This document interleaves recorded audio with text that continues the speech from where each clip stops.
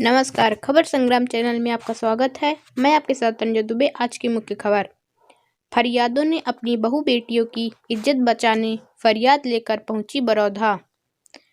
थाने duty पर तैनात police कर्मियों ने फरियादों को डरा धमकाकर भगाया।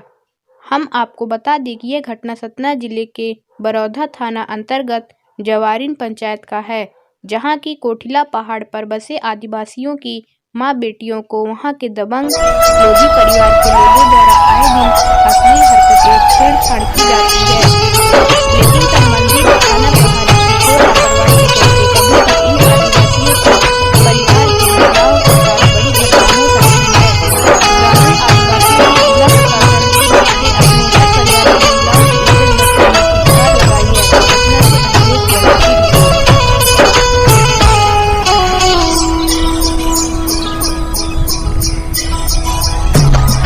कि हमारे पास जो वहाँ गांव में लोध बसे हुए हैं, तो हमारे जमीन कब्जे का हुए अपने बता रहे हैं, और हमारे बहन बेटिन का इज्जत भी लूट रहे हैं। और हम थाने आते हैं तो वो भी हमारे थाने में कोई सुनाई नहीं होता, हमको गाली दे करके दबका के भगा देते। एक बार नहीं 4 बार आए हैं, तो कुछ नहीं हमारा वहाँ लेते हैं। वो कहते हैं कि तुम यहाँ जाओ, मजगावा जाओ, सतना जाओ, और कहीं जाओ जहाँ केस हो वहाँ जाओ, हमारे कोई तुम्हारा वो नहीं है।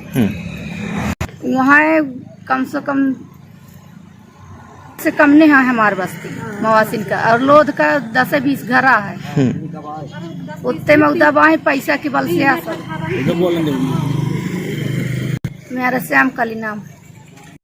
थाना के अंतर्गत जवारीन पंचायत आती है, उसमें कोठिला पहाड़ गांव है इनका। ये मवासी परिवार से हैं। इनका आरोप ये है कि हमारी जमीनों में दूसरे दबंग लोगों घर बना रहे हैं और इनका घर गिरा दे रहे हैं, और उस समस्या को लेकर के ये बरौधा थाना कई बार गए, पर इनकी सुनवाई नहीं होती है। यदि सुनवाई होती भी है तो ऊपर से पुलिस के द्वारा इन्हें प्रताड़ित किया जाता है। इस बात को लेकर के अभी मझगांव में मेरे पास आए हैं। मैंने इनसे पूछा, उन्होंने अपनी समस्याएं ऐसा बताया है। पूर्व में भी उनकी बहन बेटियों के साथ भी कई बार अत्याचार हुआ है, और इसकी FIR इन्होंने बरौधा थाने में किया भी।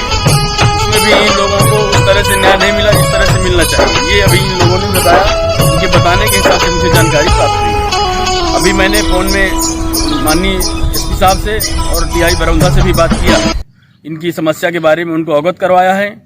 कल मैं SDM साहब और तहसीलदार से मिल करके और इनकी ज़मीन संबंधी जो भी समस्याएं हैं उनको मौके में जा करके और इनका विवाद निपटाने की कोशिश करूंगा, क्योंकि इस तरह से यदि विवाद होगा और इस तरह से यदि घटनाएं होंगी तो ये मवासी परिवार के लोग हैं, फिर इसी तरह में लोगों की समस्याएं बढ़ती जाती हैं और लोग दूसरा रूप ले लेते हैं। तो ऐसी कोई अप्रिय वारदात न हो, इसके कारण हमारी जिम्मेदारी है कि हम लोग जा करके और इनकी जिम्मेदारी के साथ इनका निर्वाह करवाएंगे। मैं इनके साथ अनशन में बैठूंगा, और जो भी जरूरत पड़ेगी, उग्र आंदोलन की जरूरत पड़ेगी वो करेंगे। इन्हें न्याय दिला के रहेंगे, जैसे भी न्याय मिले वो न्याय इनको मिलना चाहिए, चाहे उसके लिए हमें जो भी करना पड़े, जो संघर्ष करना पड़े, उसके लिए हम तैयार हैं। तो 12-1 बजे करीब आए थे कि हमको परेशान करते हैं लोग। जमीनी विवाद था, इसलिए मैंने तहसीलदार साहब से बात किया था। तहसीलदार साहब बोले थे कि आज के लिए कि हम 10:30 बजे आएंगे तो 7 बजे चलेंगे। उनको मैंने बताया कि तहसीलदार साहब आएंगे, उनके साथ में आकर के आपके जमीनी विवाद निपटा देंगे। और उसके बाद वो चले गए, पता नहीं कहाँ चले गए। बाद में पता चला गया कि वो जा करके वहाँ पर शिकायत कर रहे हैं कि पुलिस भगा दी, जबकि उनको ना कोई गाली गलौज की गई है, ना उनसे कोई विवाद, उनको प्रेम से समझा के रवाना किया गया है। रात्रि में मैं और तहसीलदार साहब जाकर के उनसे बोला गया कि रास्ता प्रवासी लोधी और प्रवासी के बीच में रोड, उसमें पर इन लोगों ने भारी लगा दिया, रास्ता ब्लॉक कर दिया। और टपरिया वाले जो है सरकारी जमीन में दोनों पक्ष कब्जा करके टपरिया बना रहे हैं। तहसीलदार साहब ने बोला जिसको मकान चाहिए वो आवेदन वक्त करे, सरकारी जमीन में कब्जा नहीं करे। दोनों पक्ष को समझा कर हम लोग वापस आए।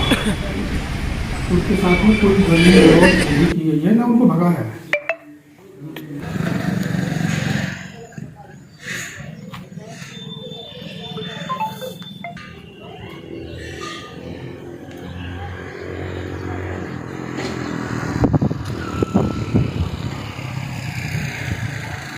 कि हमारे पास जो वहाँ गांव में लोध बसे हुए हैं, तो हमारे जमीन कब्जे का हुई अपने बता रहे हैं। और हमारे बहन बेटिन का इज्जत भी लूट रहे हैं। और हम थाने आते हैं तो वो भी हमारे थाने में कोई सुनाई नहीं होता, हमको गाली दे करके दबका के भगा देते। एक बार नहीं 4 बार आए हैं, तो कुछ नहीं हमारा वहाँ लेते हैं।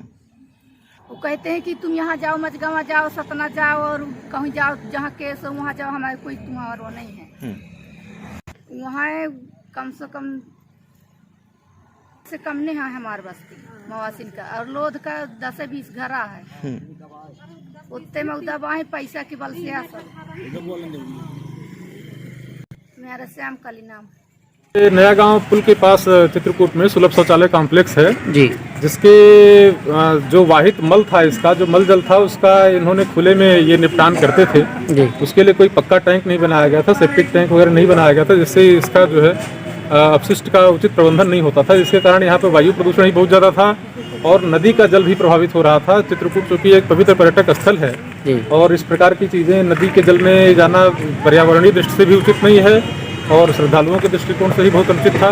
इस कारण से इनको पहले से ही सूचित किया गया था, इनको नोटिस दी गई थी और आज इन पर अंततः कार्रवाई करते हुए तब तक के लिए इनके यहाँ ताला बंद करवा दिया गया है जब तक कि ये एक पक्का सेप्टिक टैंक नहीं बना लेते हैं। दिग्विजय जी, एक मंदाकिनी घाट के किनारे नदी के आपका ये वो है, क्या कहते हैं, शौचालय, सार्वजनिक शौचालय, इसमें अभी तक पक्का टैंक नहीं बना, क्या कारण है? क्या आपने अधिकारियों को इसके बारे में बताया? क्या वो है? बताए हैं, बोले 15 तारीख को हम आ रहे हैं, इसका काम शुरू करवाएंगे।